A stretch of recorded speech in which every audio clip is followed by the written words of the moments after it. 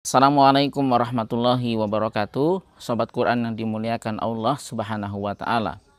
Hal lain yang terkadang disia-siakan oleh seorang penghafal Al-Quran adalah ketika dia diminta untuk menjadi imam sholat, kemudian menolaknya. Padahal justru salah satu yang membuat hafalan seorang penghafal Al-Quran semakin kuat adalah ketika hafalan tersebut dibaca di dalam sholat, terlebih ketika dia menjadi imam ketika sholat berjamaah. Sebab bacaannya tidak lagi hanya untuk dirinya sendiri, tetapi juga untuk makmumnya. Bahkan mereka akan menyimak bacaan hafalan tersebut, sehingga mau tidak mau harus bertanggung jawab untuk menyiapkan hafalannya dengan sebaik-baiknya agar tidak salah ketika membacanya di dalam sholat, baik dalam hal kerapihan bacaannya maupun kelancaran hafalannya. Terlebih jika ternyata makmumnya tidak ada yang hafal Al-Quran, sehingga tidak ada yang dapat membenarkan bacaan tersebut ketika keliru atau lupa. Para penghafal Al-Quran yang menolak ketika diminta untuk menjadi imam sholat sebenarnya punya alasan masing-masing dan terkadang berbeda-beda satu sama lain. Tetapi setidaknya kebanyakan mereka menolaknya karena dua alasan.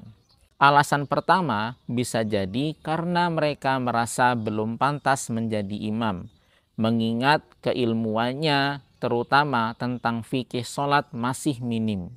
Yang mereka miliki hanya baru sebatas hafalan saja, sehingga mereka khawatir masih ada kekurangan dalam hal sholatnya karena pengetahuan fikihnya juga yang masih kurang.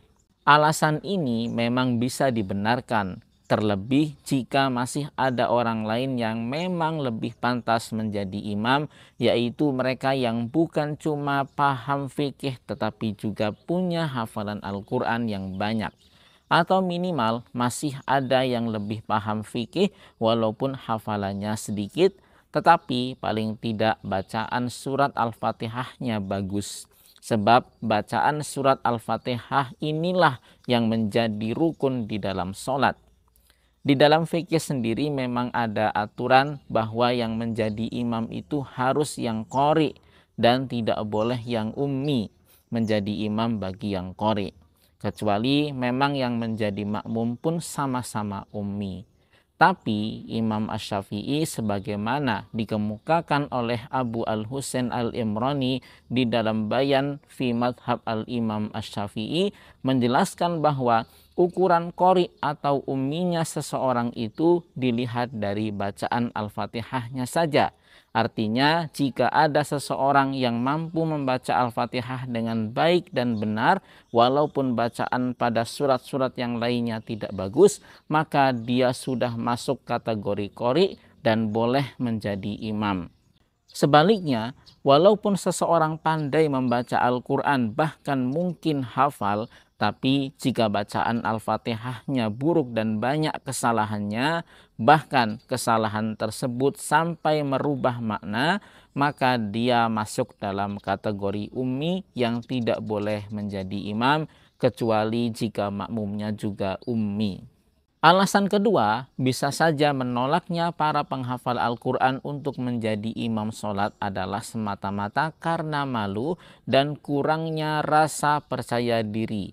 Padahal sebenarnya mereka memang pantas, baik dari sisi hafalan, bacaan Al-Qurannya, maupun dari sisi penguasaan ilmu fikih, terutama tentang fikih sholat.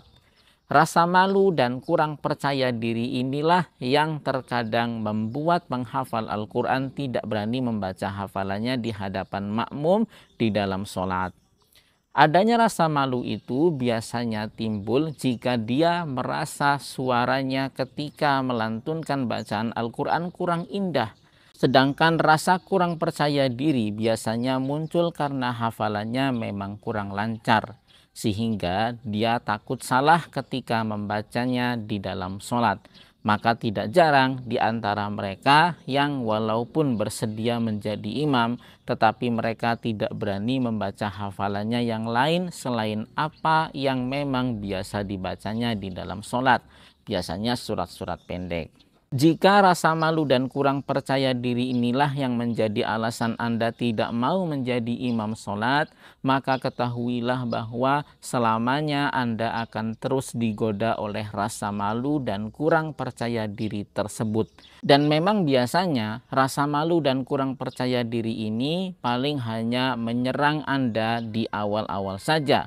Karena pada akhirnya dengan terbiasanya Anda menjadi imam sholat, maka justru Anda akan merasakan ketenangan dan keberanian untuk membaca hafalannya di hadapan orang lain, baik di dalam sholat maupun di luar sholat.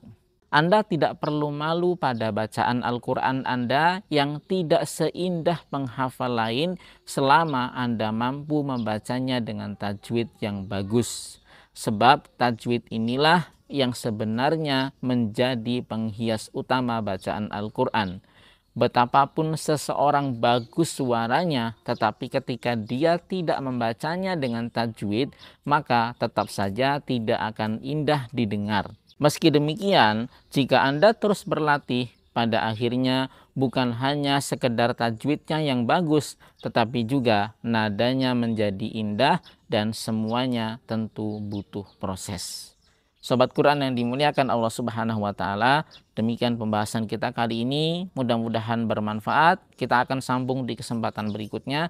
Assalamualaikum warahmatullahi wabarakatuh.